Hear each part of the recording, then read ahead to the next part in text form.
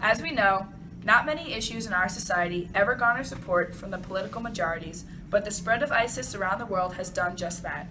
ISIS is a considerable threat to not just the national security of Americans, but to all citizens in every nation around the globe. Everyone believes that strict measures must be taken to not only contain the spread of radical Islam, but to eliminate ISIS completely.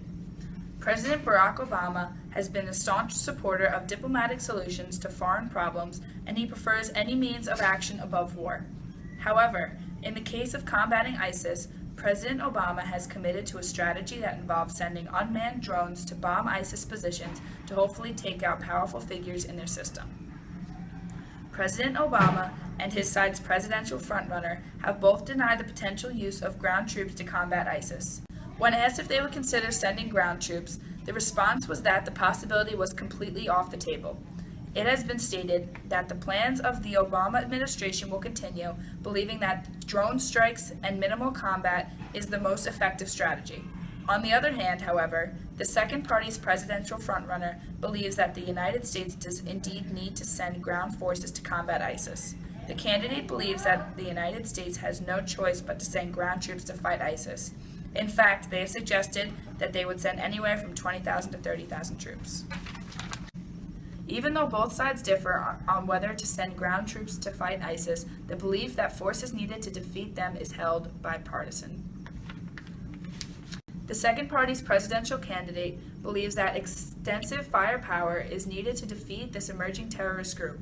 He has openly criticized both President Barack Obama and the first party's presidential candidate by claiming that they enabled the formation of ISIS through poor foreign policy.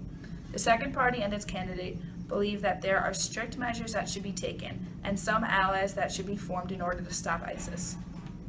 He believes that the United States of America should develop a good relationship with Russian President Vladimir Putin and thus collaborate with them in taking down ISIS.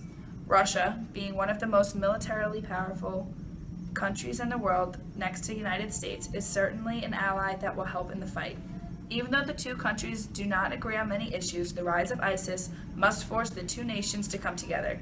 The second party's candidate believes that airstrikes are needed to help take down ISIS and that a collaboration of U.S. and Russian airstrikes will get the job done.